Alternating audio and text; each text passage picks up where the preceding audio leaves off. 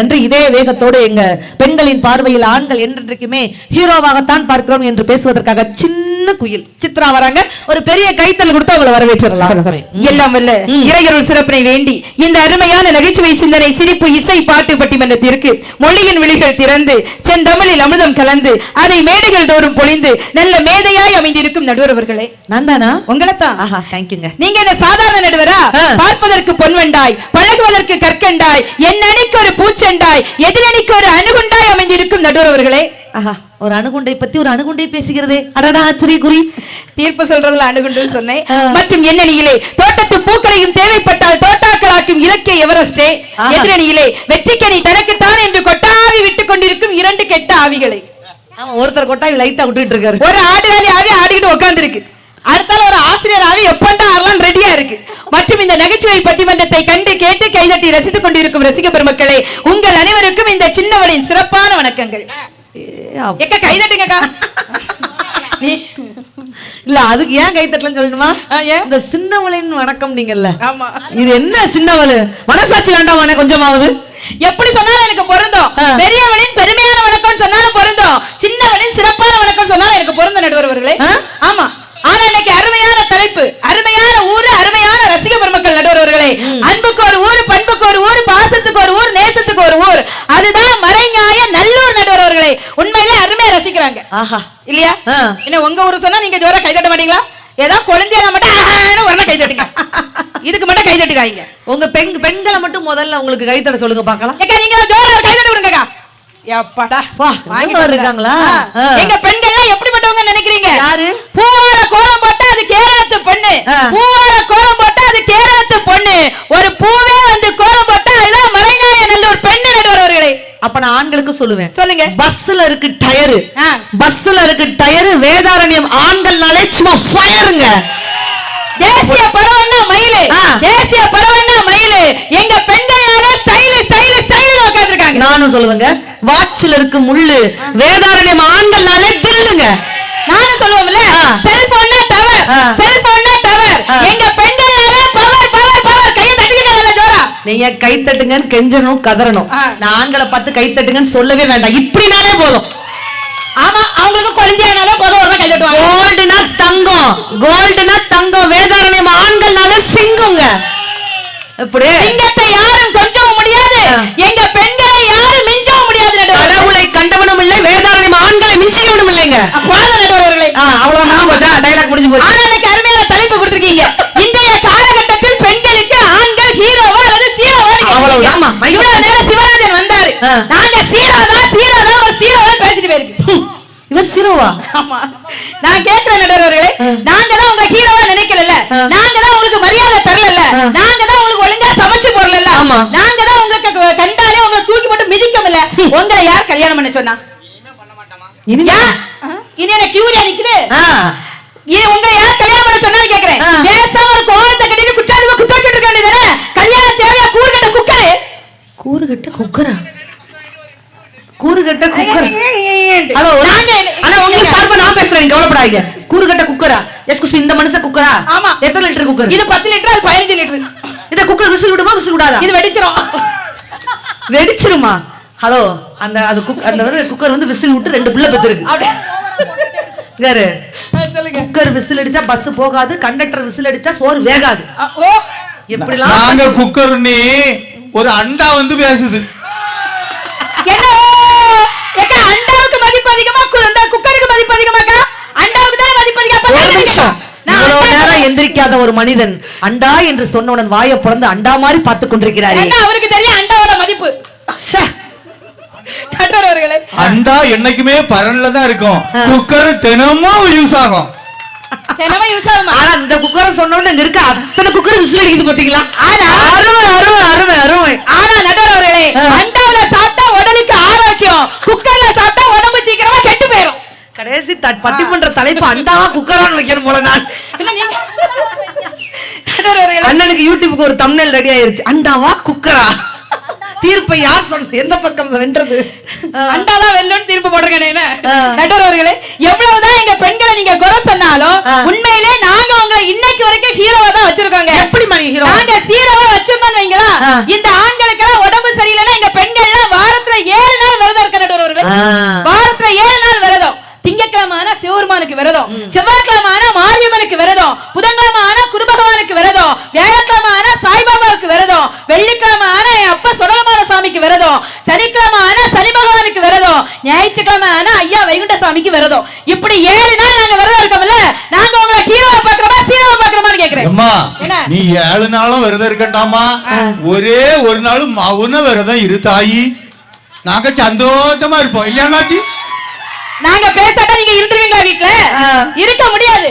நாங்க வீட்டுக்குள்ள கல்லகலன்னு வளைய வந்தாதான் உங்களுக்கே சந்தோஷம் தெரியுமா? நாங்க இல்லன்னா நீங்க சந்தோஷமா இருக்க முடியுமான்னு கேக்குறேன். அதுலயே அத்தா அத்தா அத்தா அத்தா நாங்க கூப்பிடுறோமா? ஏன் அத்தா அத்தான்னு கூப்பிடுறோம்? ஏன் அத்தா அத்தான்னு கூப்பிடுறோம் தெரியுமா?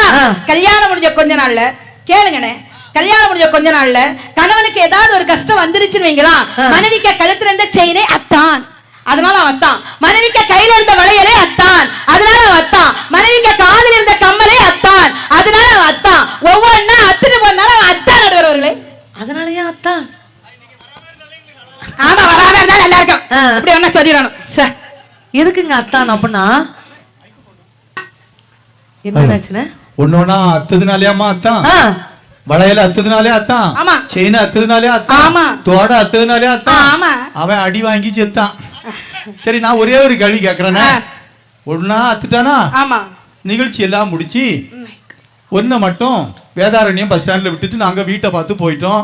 ராத்திரி 3 மணிக்கு ஒரு களவாணி பையன் ஓடி வந்து உன் கழுத்துக்கு கிடக்க லாங் செயின அத்துட்டான். அவனை பார்த்து நீ ஏ அத்தானி அவன் பொறுத்தால போவியா சித்ரா? அப்படியெல்லாம் கிடையாது. அவன் அப்பா அத்தான் கிடையாது, அறுத்தான். சித்ரா கிட்ட மாட்டினா அடி வாங்கி செத்தான். ஏன் தெரியுமா நாங்க அத்தான் அத்தானு கூப்பிடுறோம்? தமிழின் முதல் எழுத்து ஆ, கடைசி எழுத்து இன். ஒரு பெண்ணுக்கு முதலும் முடிவுமாக இருப்பவன் தான் கணவன் நடுவர்களே. அதனாலதான் அத்தா அத்தா அத்தா நாங்க வாய் நிறைய கூப்பிடுவாங்க. நீங்க என்ன பேச்சு பேசுறீங்கன்னு கேக்குறேன். நடுவர்களே, எவ்வளவுதான் நீங்க எங்களை குறை சொன்னாலும் நான் ஒரே ஒரு கேள்வி கேக்குறேங்க. நல்லா கேளுங்க. கல்யாணத்தன்னைக்கு சொந்த செலவுல உங்களால ஒரு பட்டு வேட்டி வாங்கி கேட்ட வக்கு உண்டான்னு கேக்குறேங்க. நாக்க புடுங்குற மாதிரி ஒரு கேள்வி. கல்யாணத்தன்னைக்கு மாப்பிள மாதிரி வரீங்கல்ல, மாப்பிள கிடையாது, மாப்பிளைக்கு ஜெராக்ஸ் காப்பி. தலையில வைக்கிற எண்ணெயில இருந்து கால்ல போடுற செருப்பு வரைக்கும் பொண்ணு வீட்டுல இருந்து வாங்கின வரதட்சணை பைசால வாங்கினதுன்னு சொந்தமா உங்க காசுல வாங்கி வச்சுட்டு வந்தீங்கன்னு கேக்குறேன். என்னாச்சு? ஆண்கள்லாம் வரதட்சணை வாங்குறார்கள் தப்பா பேசாது இல்லையா? அன்னபாரதி மேடையில அப்படி பேசாது. நல்லா கேளுங்க. ஆண்கள்லாம் அது வாங்கின வரதட்சணையா? நெவர். இப்போ கொஞ்ச காலத்துக்கு முன்னால நமக்கு சுனாமி வந்து, சுனாமில பாதிக்கப்பட்டவங்களுக்கு எல்லாம் அரசாங்கத்திலிருந்து என்ன கொடுத்தாங்க? நிவாரண நிதியும் கொடுத்தாங்க, நிவாரண பொருட்களும் கொடுத்தாங்க. அதே போல நம்ம டெல்டா மாவட்டங்கள்ல ஓகி புயல் வந்து, கஜா புயல் வந்து, இதுல எல்லாம் பாதிக்கப்பட்டவங்களுக்கும் அரசாங்கத்திலிருந்து நிவாரண நிதியும் கொடுத்தாங்க, நிவாரண பொருட்களும் கொடுத்தாங்க. ஏன் இப்ப சமீபத்துல கொரோனா வரைக்கும் வந்து அதுல பாதிக்கப்பட்டவங்களுக்கும் அரசாங்கத்திலிருந்து நிவாரண நிதியும் பொருட்களும் கொடுத்தாங்க. இதே போல எங்க மாமனாரு நாளையில இருந்து நீ பாதிக்கப்பட போறாள்னுட்டு அவரு கொடுத்த நிவாரண நிதி தான் அது. அது வரதட்சணை, நீ தப்பா பேசாதாமா. நிவாரண நிதி வாங்கினாலும் கை தட்டக்கூடாது. நிவாரண நிதிக்கு ஆசைப்பட்டு கல்யாணம் பண்ணிக்கிட்டு ஊர் ஊரா பொண்டாட்டிய குறை சொல்றீங்க. உட்காருமா. ஆனா நானுக்கு மேடையில அப்படி சொல்லாத சித்ரா. நான் என் பொண்டாட்டிய கரம் பிடிக்கிறதுக்காக ஒரு பைசா எங்க மாமனாருக்கு நீட்டி தான் வாங்குறேன். அருமை, அட்டகாசமா, எல்லாம் ஜோரா ஒரு கைதல் இது கொடுத்தே ஆகணும். வேண்டாம் மாமா, எனக்கு தரப்படாதுன்னு சொல்லிட்டேன். Very good. உண்மையாவா? ஆமா, சூப்பர். உன் பேர் சத்தியமா சொல்லேன். என் பேர் சத்தியமாவா? என்ன மட்டும் சத்தியம் பண்ணாதீங்க. ஆனா எங்க மாமனார் என்ன சொன்னாருன்னா, என்ன சொன்னாரு? மருமோன அப்படி சொல்லாதுங்கன்னிட்டு வீட்டுல வந்து ஒரு 10 லட்சம் ரூபாய் தந்துட்டு போனாரு. நான் அவர் மனசுக்கு வருத்தப்பட்ட இந்த மானகட்ட பொழப்புக்கு மைக் எடுத்து பேசுறவே உட்கார். என்ன கை தட்டுங்க பாப்போம். ஆனா வேதாரண்யத்துல நீங்க நினைச்சிட்டு இருக்கீங்க வரதட்சணையே வாங்காத ஆண் ஜீவன்கள் மத்தியில தான் நம்ம பட்டிமன்றம் பேசிட்டு இருக்கோம். அப்படியா? ஆனா யாரெல்லாம் நீங்க வரதட்சணை வாங்கல? நான் இந்த இடத்துல சொல்றேன், மாப்பிள்ளை வீடு வரதட்சணை வாங்குற நீங்க பெண்கள் சமுதாயம் சொல்றீங்கல்ல, யாருமே கைதுக்கல. இங்க பாருங்க, பொண்ணுங்க கிட்ட வரதட்சணை எதிர்பார்க்கிற ஆண்கள் மனசு பிச்சைன்னா, மாப்பிள்ளை வீடு நல்லா வசதியா இருக்கணும், கார் வச்சிருக்கணும், பங்களா வச்சிருக்கணும் அப்படின்னு நினைக்கக்கூடிய பெண்களின் மனசு எச்சதான். என்றைக்கு பணம் சார்ந்து இல்லாமல் மனம் சார்ந்து திருமணம் நிச்சயிக்கப்படுதோ அன்னைக்கு தான் திருமணம் சொர்க்கத்துல நிச்சயிக்கப்படுது. அது வரைக்கும் திருமணம் வெறும் ரொக்கத்துல தான் நிச்சயிக்கப்படுது. நடுவர்களே, நாங்க ரொக்கத்தை கொடுக்க ஆசைப்படல. நடுவர்களே, நீங்க எங்களை பொண்ணு கேட்டு வர சாக்கில அங்க வந்து 50 பவுன் நகை, 5 லட்சம் ரூபாய் ரொக்கம், 1 ஏக்கர் தோப்பு, ஒரு காரு, கட்லு, மெத்த, லொட்டு, லொசுக்கு எல்லாம் கேக்குறீங்கல்ல. அப்ப நாங்க இவ்வளவு கொடுக்கிற நாங்க எனக்கு வரக்கூடிய வீட்டுக்காரரு ஏன் ஒரு கவர்மெண்ட் ஆசிரியரா இருக்க கூடாது, நான் ஏன் நினைக்க கூடாதுன்னு கேக்குறேன். நீங்க நல்லா நினைச்சுக்கோங்க. அப்புறம் என்ன? இனிமே நீங்க ஏதாவது கை தட்டுக்க பாப்போம். அதே அவர் வந்த உடனே மரணம் என்னும் தூது வந்தது, அது மங்கையை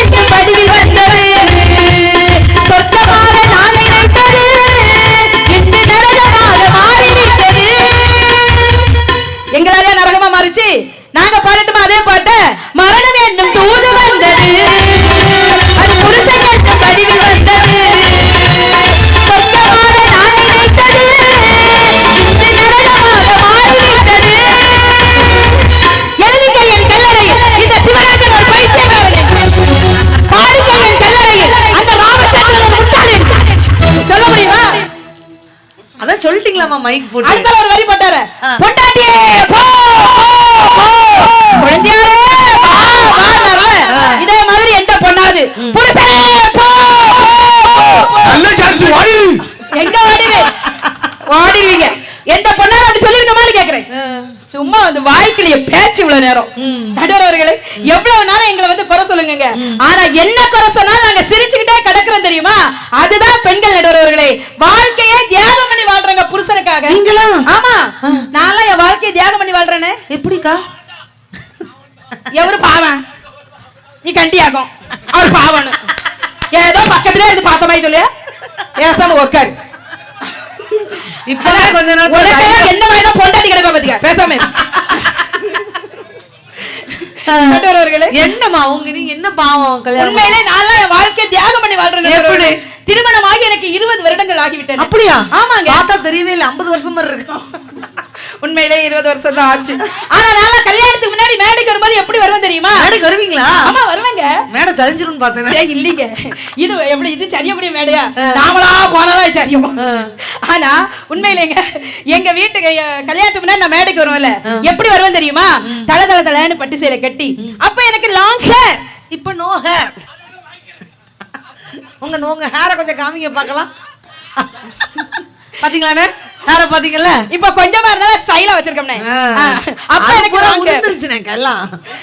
ஆமா, வேதாரண்யத்துக்கு ஒரு மாசத்துல 4 நாள் வந்தோம்னா என் முடி எல்லாமே உதிர்ந்துரும்னே. நான் கேளுங்க, அப்படியே எனக்கு லாங் ஹேரா. அப்பவெல்லாம் எங்க அம்மா எனக்கு தலை நிறைய பூச்சூடி ஒரு தேவதை மாதிரி என்ன மேடைக்கு அனுப்பி வைப்பாங்க. இப்ப தேவையில்லாம அனுப்பிட்டாங்களா? என்னங்க பண்றது? ஆனா கல்யாணம் முடிஞ்சு 20 வருஷம் ஆச்சுல, எனக்கு என் வீட்டுக்காரர் ஒரு முழம் பூ வாங்கி தந்தவர் கிடையாதுன்னு. What nonsense you are talking? உண்மையிலே நடுவர்களே, ஒரு முழம் கூட வாங்கி கொடுக்கல. ஒரு முழம் கூட வாங்கி தர மாட்டாங்க. ஏன் அப்படி கஞ்ச பிசுனாடி பயலா இருக்கா? பூ வச்சாலே அவருக்கு பிடிக்காது. ஏன் எதனால அப்படி? நானும் கேட்டேன், ஏன் அத்தான் எனக்கு பூவே வாங்கி தர மாட்டேங்கிறீங்கன்னு கேட்டேன். அவர் என்ன சொன்னார் தெரியுமா? அந்த பூல உள்ள காம்பு இருக்குல்ல, காம்பு. ஆமா, அந்த காம்பு என்ன குத்தும் போது அவருக்கு வலிக்குமா. நேத்தை பேப்பர்ல போட்டு பூல உள்ள காம்பு குத்தி வேதாரண்யத்துல 10 வருஷம் செத்து போனானே. ஏக்கா, யாராவது வீட்டுல போய் ஒரு சொம்பு நிறைய தண்ணி கொண்டாருங்கக்கா. வீடு பக்கம் எதனால? அதுக்குள்ள என் தலையை முக்கி நான் என்னையோட செத்துறட்டு. ஏக்கா குடுக்கக்கா சாவட்டதால. இல்ல அதை விடுங்க, செம்புல முக்கி யார் சாவா முதல்ல? அது அவருக்கு தெரிய மாட்டேங்குது. என்ன ஒரு பேச்சு. ஆனா நீங்க ரொம்ப ஓவருமா. ஏன்? பூல உள்ள காம்பு குத்துதா? ஆமா. அடுத்து என்ன பாயிண்ட் வச்சிருக்கீங்க? இதாவது பரவாயில்ல. கன்னியாகுமரிக்கு வந்தா யார் அழகு? யார் அழகு? பகவதி அம்மன் தான் அழகு. பகவதி அம்மனுக்கு என்ன அழகு தெரியுமா? அவ மூக்குல இருக்க அந்த நாகமணியார செய்த மூக்குத்தி தான் அழகு. இருந்திருந்து இந்த மனுஷன் பூ வைக்கிற ஜோக்கு வந்து உட்கார்ந்து இருக்காரு. பரிதாபத்துக்கு இவ்வளவு நேரம் என்னென்ன ஜோக்கெல்லாம் போச்சு. இருக்கட்டே, இன்னும் எவ்வளவோ கேட்க வேண்டியிருக்கு. இருங்கனே கேளுங்க. அப்படியே நாகமணி மூக்குத்தி தான் அவளுக்கு அழகு. ஆனா எனக்கு அவளை பார்த்தோன்னா மூக்குல சின்னதா ஒரு மூக்குத்தி போடணும்னு ஆசை. முதல்ல உங்க அண்ணா உங்களுக்கு சப்போர்ட்டா நான் பேசுறேன். மூக்குல சின்னதா ஒரு மூக்குத்தி போடணும். முகத்துல மொத மூக்கு எங்க இருக்குன்னு கண்டுபிடிக்கிறதுக்கு 3 மாசம் ஆகும். 100%. சரி, மூக்குல கண்டுபிடிச்சாச்சு. ஆமா, ஆனா என் வீட்டுக்காரர் எனக்கு மூக்குத்தி வாங்கி தர மாட்டேன்ட்டாருங்க. ஏன்? எதனால? நிஜமா வாங்கி தர மாட்டேன்ட்டாரு. எதனாலக்கா? நானும் கேட்டேன். அவர் என்ன சொன்னார் தெரியுமா? உனக்கு மூக்கு குத்துனா எனக்கு மூச்சே நின்னு பெறமான்னு சொல்லிட்டாரு. இந்த கரண்ட் ஒயரை என் கையில கொடுனே. இதுக்கு மூக்கு குத்துனா அந்த பையன் எங்க போய் சேரணும் தெரியுமா? எங்க போய் சேருவாரு? ஆமா, பவுனுக்கு விலையில. அப்படிலாம் ஒண்ணு கிடையாது. ஆனா அவர் அப்படி சொன்னது எவ்வளவு சந்தோஷம் தெரியுமா? இதாவது பரவாயில்லைங்க, இன்னொரு தியாகம் பண்ணிருக்கேன். இதுவே பெரிய பரவாயில்லையா? ஆமாங்க. கல்யாணத்துக்கு முன்னாடி காஃபி எல்லாம் நான் எப்படி குடிப்பேன் தெரியுமா? கொதிக்க கொதிக்க சுட சுட குடிப்பேங்க. எனக்கு அப்படி குடிச்சாதான் பிடிக்கும். சரி. கல்யாணம் முடிஞ்சு 20 வருஷம் ஆச்சுலானே. இன்னைக்கு வரைக்கும் காஃபியை ஆத்தி ஆத்தி ஆத்தி ஆத்தி தான் குடிக்கிறேன். எதனால நீங்க பேசுங்கக்கா. ஏன்? கையை தூக்கி மட்டும் பேசாதீங்க. கையை தூக்கி பேசாதீங்க சித்ராக்கா. ஏன்னா இங்க இருந்து பார்த்தா யானை தும்பிக்கையை தூக்குற மாதிரியே இருக்கு. இதுக்கு யாரெல்லாம் கை தட்டிங்களோ உங்களுக்கு எல்லாம் யானை மாதிரி தான் பொண்டாட்டி வருவா. எதுக்கு காபி ஆத்தி ஆத்தி குடிக்கிறீங்க? ஏன் ஆத்தி ஆத்தி குடிப்பேன் தெரியுமா? கல்யாணத்துக்கு அப்புறம் ஏன் ஆத்தி ஆத்தி குடிப்பேன் தெரியுமா? நீங்க கேளுங்க. ஏன் ஆத்தி ஆத்தி குடிப்பேன் தெரியுமா? அப்ப நீங்க கேட்டுக்கோங்க. ஏன் ஆத்தி ஆத்தி குடிப்பேன்? தாத்தா பாருங்க என்னத்த சொல்ல போறாளோ பதறிட்டு கிடக்குறாரு. தாத்தா நீங்க கேட்டுக்கோங்க. தாத்தா அந்த பானிபூரி வித்திட்டு இருக்காரு, அவர்ட்ட போய் கேட்டுவா. பானிபூரிக்காரனே நீங்க கேட்டுக்கோங்கனே. அந்த பூசாரி இருக்காரு, போய் கேட்டு வந்துறியா? பூசாரி அண்ணே நீங்க கேட்டுக்கோங்கனே. எதுக்கு ஆத்தி குடிப்பீங்க? எதுக்கு ஆத்தி ஆத்தி குடிப்பேன் தெரியுமா? ஆமா, அவங்க என் நெஞ்சுக்குள்ள இருக்காங்கல்ல, சூடா குடிச்சா அவங்களுக்கு சுற்றும்ல. சித்ரா அவர் 3 மாடி கட்டி போட்டு அங்க இருக்க இடம் இல்லாமல அங்க வந்திருக்காரு. எத்தனை மாடி இருந்தாலும் இந்த நெஞ்சுக்குள்ள இருக்கிற மாதிரி ஒரு சுகம் இருக்குமா? அப்போ அவங்க உள்ள இருக்கவரு குளிந்துருவாரோ? இனி நீ ஐஸ்கிரீம் சாப்பிடாத. உள்ள இருக்கவரு குளிந்துருவாரு. நல்ல வெயில் அடிக்கும் போது நான் ஐஸ்கிரீம் சாப்பிடுவேன். ஏன்னா அவர் உள்ள இருக்கவரு வெக்கையா இருக்கும்ல, குளு குளு கூட இருக்கட்டும்னு. அதான் சித்ராக்கா நீ போகும்போது கையை அப்படி இறக்கி வச்சுட்டே போடும். வெயிட் அப்போ நீங்க சூடாலாம் காபி குடிச்சு அப்படிதான் குடிக்கீங்களோ? அப்போ என் பொண்டாட்டி நெஞ்சு கூட நான் இருப்போம்ல. அப்ப பொண்டாட்டி கொதிக்க கொதிக்க குடிக்கால. அப்ப உள்ள இருக்க நான் அவிச்சு போட்டுன்னு தானே? அப்படியெல்லாம் கிடையாது. அப்படிதான் பேசாதே நீ. நான் கல்யாணத்துக்கு முன்னாடி எம்ஜிஆர் கலர்ல இருந்தேன். எங்க மூஞ்ச காமிய கொஞ்சம் வெளு வெளுன்னு இருந்தேன் பாரதி. இப்ப அப்படியே கருத்து போயிட்டேன். காரணம் என்ன? என்ன? அவளும் காப்பி நக்கி பாரு நக்கி பாரு. அங்க போய் ஆனா எம்ஜிஆர் கேட்டாரே எம்ஜிஆர் செத்து போயிடுவாரு. ஆனா உண்மையிலே இங்க சொல்லாதீங்க அக்கா, நீங்க வந்து சூடா குடிப்பீங்க, ஆத்தி குடிக்கிறீங்களா? உண்மையிலே இது வள்ளுவர் சொல்லியிருக்காரு. இது சாதாரணமா நம்ம ஜோக்குக்காக இல்ல. நெஞ்சத்தால் காதலவராக வெய்து உண்டல் அஞ்சுதும் வேபாக்கு அறிந்து, இந்த திருக்குறளோட விளக்கமே இதுதான் அப்படின்ட்டு சொன்னா. கணவர் அப்படி உள்ளுக்குள்ள இருந்தாருன்னா அவருக்கு சுற்றக்கூடாதுக்காக காவிய கூட ஆத்தி குடிக்கதான் என்னுடைய பெண்மகள்னு வள்ளுவர் அன்னைக்கு எழுதியிருக்காரு அப்படின்ட்டு சொன்னா, இது எப்படி சித்ராக்கா வீட்டுக்காரருக்கு தெரிஞ்சிச்சுதான் ஆச்சரியம். ஆனா வந்த உடனே எங்க அண்ணன் சொன்னாரு, நாங்க எல்லாம் உழைக்கிறோம் உழைக்கிறோம் உழைக்கிறோம் சொன்னாரு. உண்மையிலேயே நான் ஒத்துக்கிறேங்க. இன்னைக்குள்ள ஆண்கள் கடுமையா உழைக்கிறாங்க. அதாங்க அப்ளாஸ்ங்க. கழுத மாதிரி இந்த கழுத இருக்குல்ல, கழுத இருக்குல்ல, கழுத.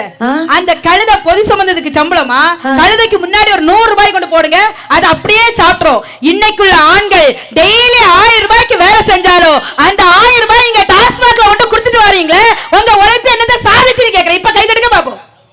என்ன உங்களால? நான் கேக்குறேன், கல்யாணத்துக்கு முன்னாடி உங்களுக்கு குடினா என்ன தெரியாதோ? நீங்க குடிச்சதே கிடையாது. கல்யாணம் பண்ண பிறகு உங்க வாயை பொளந்து போல எடுத்து ஊத்துறமாகும். நல்லா வருவீங்க. பிபி மாத்திரை போடுங்க, சுகர் மாத்திரை போடுங்க. சித்ரா சித்ரா ஒரு பெரிய கருத்தை சொன்னாங்க, நீங்க கவனிச்சீங்களா? ஆம்பளை கழுதுகிட்ட 500 ரூபாய் நோட்டை போடுங்க, அது அப்படியே சாப்பிட்டுருமா. அப்ப பொம்பளை கழுதை என்ன திங்குங்க? அது புரோட்டா இறைச்சி மட்டும் தான். அது பூரி புரோட்டா தினாதான் திங்கும். அந்த கழுதை இதைத்தான் திங்க கழுதை. அப்படிலாம் இல்ல கழுதை, நீ உட்கார கழுதை. நான் சொல்ல கழுதை. ஆக மொத்த கழுதை பட்டிமன்றம் ஆகிவிட்டது. ஆண்கள்லாம் குடிக்கிறார்கள் குடிக்கிறார்கள். நான் உங்ககிட்ட பார்த்து கேட்கிறேன், நல்லா கேளுங்க. எவ்வளவு வருத்தமா இருக்கு எனக்கு. என்ன இப்படி கேட்டீங்க? எந்த ஆண்மகனாவது காலையில உறங்கி முழிச்ச உடனே தண்ணி அடிக்கானா? இல்லை. ஏன்? எதற்கு? கடை திறந்திருக்காது. சரி, தெரிய நடுவர் அவர்களே, 12 மணிக்கு தான் திறக்கும். மனைவிக்காக பிள்ளைகளுக்காக உழைக்க வேண்டும், பணம் சம்பாதிக்க வேண்டும் என்று உன்னதமான எண்ணத்தோடு எங்க ஆண்மகள்லாம் காலையிலே மம்பட்டி தூக்கிட்டு வயக்காட்டுக்கு போறான். அங்க நெற்றி வியர்வை நிலத்துல சிந்தக்கூடிய அளவுக்கு வேலை பார்க்கறான்.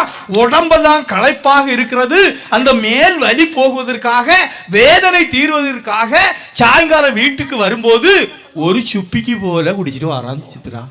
சுப்பிக்கு போல குடிச்சிட்டு வரான். இது தப்பு. சின்ன சைஸா பெரிய சைஸா? சிலவன் சின்ன. அந்த சுப்பி சைஸ் கொஞ்சம் இவ்வளவு பெருசா இருக்கும். எங்க ஆண்கள் எல்லாம் குடிக்கிறாருன்னு சொல்லி எந்த ஆண்மகன் வேலைக்கு போயிட்டு வீட்டுக்குள்ள வரும்போது தான் குடிக்கான். ஏன் குடிக்கிறாங்க? வீட்டுக்குள்ள மனைவின்னு சொல்லி ஒரு பேய் உள்ள இருக்கா. அவளை சமாளிக்கணும்னா ஒரு பிசாச உள்ள போட்டுட்டு போனாதான் சரி வரும். அப்படின்னா தான் அவளை சமாளிக்க முடியும். அதைத்தான் ஒரு கவிஞன் அழகா சொன்னா, அருவாமன போல் அறுக்கிற பொண்ணு மனைவிய அமைச்சாடா, அதனால ஏத்திக்கிறேன் போதைய ஏத்திக்கிறேன். ஓமில்லை ஓமில்லை ஓமில்லையே ஊத்திக்க ஊத்திக்க நீ மில்லியே. ஓமில்லை ஓமில்லை ஓமில்லையே வாழ்க்கையின் வேதனை தாங்கலையே. அதான் குடிக்க தப்பா நினைக்காத. அதனாலதான் நீங்க குடிக்கிறீங்க. நான் கேக்குறேன், நாங்களாம் வீட்டுல புருஷன் ஒரு பேய் இருக்கு. இந்த பேயை சமாளிக்க முடியாம சுந்தரி அக்கா, ராசாத்தி அக்கா, பாமா அக்கா, ஜானகி அக்கா எல்லாரும் வாங்க, நம்மளும் ஆளுக்கு ஒரு பெக்கு போட்டுருவோம் சொல்லி நாங்க என்னைக்கா குடிச்சிருக்கோமா? நடுவர்களே வாய்ப்பு இல்ல. குடிச்சிருக்கோமா? நிஜமாவே அப்படி நாங்க குடிச்சோன்னா குடும்பம் நடு தெருவுக்கு வந்துரும் தெரியுமா? ஆனா என்னாச்சு? என்ன கூட்டத்துல ஒரு நாயை போட்டோ எடுத்துக்கிட்டு இருக்கேன். எங்கடா அந்த நாய்? அனானுக்கு பாரு பானிபூரி கிட்ட. எதுக்கு நான் போட்டோ எடுக்கீங்க? வரும்போது என் பொண்டாட்டி சொன்னா, உன் பேச்செல்லாம் எந்த நாய் கேட்கணும்னா. எடுத்து அனுப்பிட்டீங்களா உங்க வீட்டுக்காரம்மாக்கு? என் போன்ல எடுக்கிறீங்க, உங்க போன்ல எடுத்து அனுப்பு. நடுவர்களே, ஆனா எங்க வீட்டு பக்கம் ஒரு குடிகாரன் இருக்காருங்க. ஒரு நாள் குடிச்சுக்கிட்டு எங்க ஊர் கிரவுண்ட்ல போய் போதையில விழுந்துட்டாரு. சரி, பக்கத்துல ஒரு நாய் படுத்திருந்து. இந்த நாயின்னு சொன்னோன்னு எனக்கு ஞாபகம் வந்துச்சு. நாய் படுத்திருந்து. அந்த நாய் இந்த மனுஷனை பார்த்து தள்ளிப்படு தள்ளிப்படு. நாய் பேசுச்சா? ஆமாங்க. இவரு நாய் கிட்ட, யா நாயே என்ன தள்ளிப்படு தள்ளிப்படுங்கிற?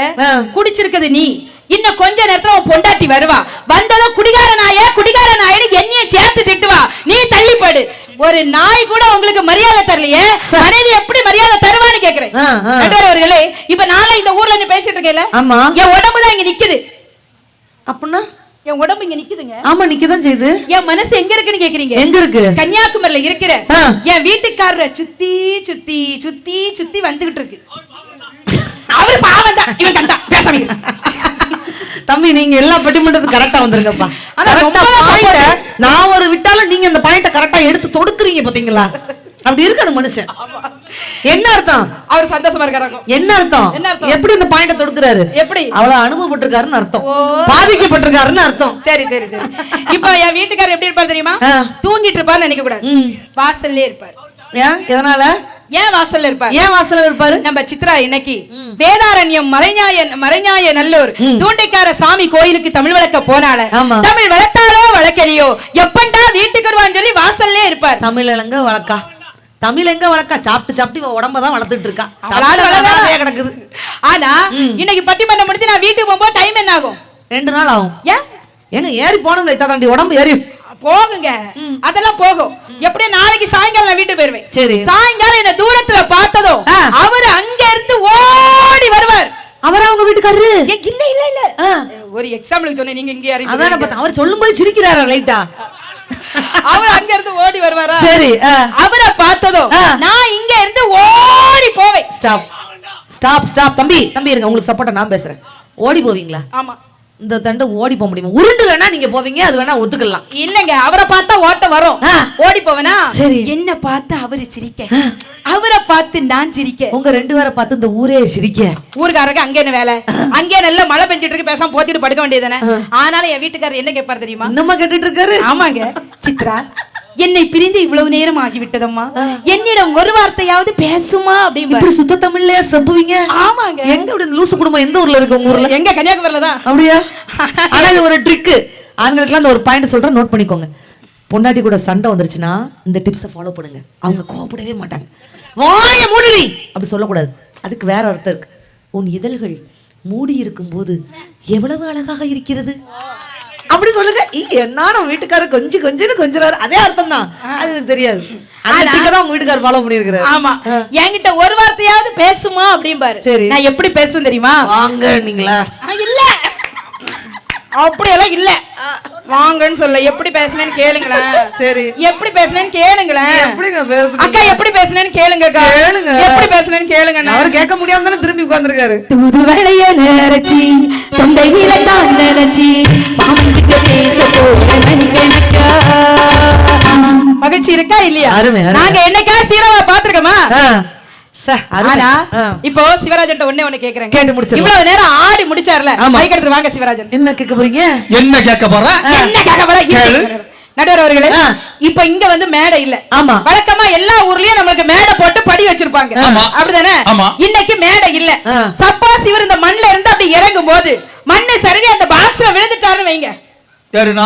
ஆமா, இங்கிட்டு. ஆமா, விழுந்தா என்ன ஆகும்? பாக்ஸ்ல விழுந்துட்டீங்கன்னா உங்க மண்டையில அடிபட்டு குபு குபு குபுன்னு ரத்தம் வரும். ஏ சண்டாளி, நான் என்ன பேசி துட்டே கையில வாங்கலையா? நான் வாங்கிக்கிறேன், நான் எதுக்கு இருக்கேன்? ரத்தம் வரும்ல, விழுந்துட்டேன், இதுல விழுந்து கிடங்க. விழுந்தாச்சு. ஆமா, என்ன ரத்தம் வருதா? ரத்தம் வருதா? நாங்க எல்லாம் தூக்க மாட்டோம். ஆனா அந்த ஊர்க்காரங்க என்ன நினைப்பீங்க? வந்த நாயில ஒரு நாய் செத்து போயிட்டு நீட்டு அப்படிலாம் நினைக்க மாட்டோம். ஆனா ஊர்க்காரங்க என்ன பண்ணுவாங்க? 108 ஆம்புலன்ஸ்க்கு போன் பண்ணுவாங்க. அங்க இருந்து ஆம்புலன்ஸ் ஒய் ஒய் ஒய் ஒய்ன்னு ஆம்புலன்ஸ் வரும். எந்த ஆம்புலன்ஸ் உய் உய்ன்னு வந்து அப்படிதானமா வரும்? உய் உய்ன்னு வந்துச்சு. உய் உய்ன்னு வரும்ல, வந்த உடனே ஆம்புலன்ஸ்ல இவரை தூக்கி போட்டு ஆஸ்பத்திரிக்கு கொண்டு போவாங்க. என்ன அங்க தூக்கி போட்டாச்சா? தூக்கி போட்டு கொண்டு போயாச்சு. ஆஸ்பத்திரியில இவர் அட்மிட் பண்ண பிறகு உங்களை பாக்குறது யாரு பாப்பா? நர்ஸ். நர்ஸா? ஆமா. எந்த நர்ஸ்? என்ன நர்ஸ்? அவ தான வரணும். எங்க வரணும்? அவ எங்கமா வருவா? நர்ஸ் தான் வந்தானா சாயங்காலம் போயிடுவால. அது ஒரு காலையில ஒருத்தி வருவால. காலையில வந்தவ டியூட்டி முடிஞ்சு சாயங்காலம் போயிடுவால. அது ஒரு நைட் டியூட்டி ஒருத்தி வருவால. வருவால. நைட் டியூட்டி முடிஞ்சு பகல்ல போயிடுவால. காலையில டியூட்டிக்கு மார்த்தாண்டங்காரி ஒருத்தி வருவால. வருவால. வருவால. எங்க வருவா? அவள வந்தா அவ வீட்டுக்கு போயிடுவா. எத்தனை பேர் வந்தாலும் உங்க பக்கத்துல இருந்து பாக்குறது யார் தெரியுமா? அந்த மனைவி மட்டும் தான் உங்களை பார்க்க முடியும். இப்பதான் உண்மையை சொன்னா. உண்மையை சொன்னா. அருமை. அப்படி ஒரு வாரத்துக்கு முன்னால எனக்கு பட்டிமன்றம் தஞ்சாவூர்ல. நான் கிளம்பி வந்து மங்கையர்கரசி குறுக்க வந்துட்டா.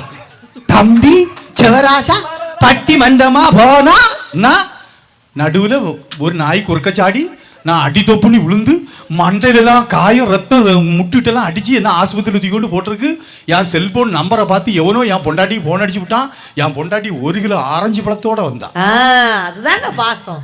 அதான் இவ்வளவு நேரம் அக்கா கேட்டுட்டு இருக்காங்க. 1 கிலோ ஆரஞ்சு பழம் வாங்கிட்டு வந்து அதை 2ஆ கட் பண்ணி ஒரு பெரிய கண்ணாடி கிளாஸ் எடுத்து அதுக்குள்ள அவ்வளவும் பிழிஞ்சி உள்ள ஊத்தி அந்த விதையெல்லாம் எடுத்து தூர போட்டுக்கிட்டு அப்படி நாட்டு சக்கரை எல்லாம் போட்டு நல்லா கலக்கி கப்பு நிறைய ஊத்தி அப்படியே குடிச்சிட்டு போயிட்டாளாக்கா. எப்படி குடிச்சிட்டு போனாலும் அந்த மனைவி தான் கடைசி வரைக்கும் இருந்து பாப்பாங்க. சண்டாளி அடிபட்டு கிடந்தது அதான் காப்பாத்தியாச்சுல போய் உட்காரு. இன்பத்தில் அங்கத்தையும் துன்பத்தில் தங்கத்தையும் தருபவள் தான் மனைவி. நடுவர்களே, யாரா வெளிநாட்டு வாழ்க்கை பத்தி சொன்னார்ல, உண்மையிலே என் வீட்டுக்காரரு ஃபாரின்ல தாங்க இருக்காரு. நான் கேக்குறேன், ஆமா ஃபாரின்ல தான் இருக்காரு, கோயம்புத்தூர்ல இருக்காரு, போய் பாத்துட்டு வரியா? இவன் ஒருத்தரை சமாளிக்க முடியலையா? ஐயோ இதுக்கு அந்த மனுஷன் ஃபாரின்ல இருக்கலாம், அவரையும் சமாளிக்க முடியாது. கேளுங்க நடுவர்களே, அவரும் வெளிநாட்டுல தான் இருக்காரு. ஆனா எல்லா ஆண்மகனும் நீங்க வெளிநாட்டுல போனா உங்களுக்கு ஒரே ஒரு வேலை தாங்க. உங்க கம்பெனில என்ன வேலையோ அந்த வேலையை மட்டும் தான் நீங்க செய்வீங்க. ஆனா உங்க வீட்டுல இருக்க மனைவி குழந்தைகளை பார்த்து, வீட்டு செலவை பார்த்து, நல்லது கெட்டது எல்லா விஷயங்களையும் பார்த்து அந்த நிர்வாகத்தையே நடத்துவவள் தான் மனைவிங்க.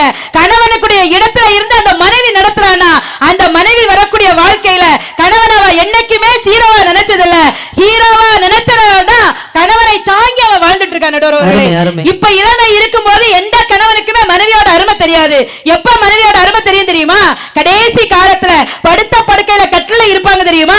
அந்த நேரம் தெரியும் மனைவியோட அருமை. அந்த நேரம் மனைவி என்ன இளமையாகவா இருப்பா? தள்ளாடும் நடை, குழி விழுந்த கண்கள், ஒட்டிய கன்னம், பரட்டை தலை. ஆனால் அந்த கணவனுக்கு என்ன இன்பம் தெரியுமா? அவள் இருக்கிறாள் என்பதே இன்பம் சொன்னாங்க. அதனால்தான் சொன்னாங்க, 7 ஜென்ம பந்த மனைவி என்பது அது நீ வேறு நான் வேறு யார் சொன்னது? கல்யாணமே ஒரு தெய்வீகமே, சம்சாரமே அது சங்கீதமே, ஒரு வாரம் இரவு பிரிந்து வாழுமா? 7 ஜென்ம பந்த மனைவி என்பது இது நீ வேறு நான் வேறு யார் சொன்னது? எனவே வாசிக்க தெரிந்தவர்களுக்கு தான் தெரியும் வீணையின் அருமை, நேசிக்க தெரிந்தவர்களுக்கு தான் தெரியும் பெண்களின் பெருமை என்று சொல்லி இன்றைய காலகட்டத்தில் பெண்களுக்கு ஆண்கள் என்னைக்குமே ஹீரோ அல்ல, ஹீரோவே ஹீரோவே ஹீரோவே என வாய்ப்புக்கு நன்றி பாராட்டி விடைபெறுகிறேன். நன்றி, வணக்கம்.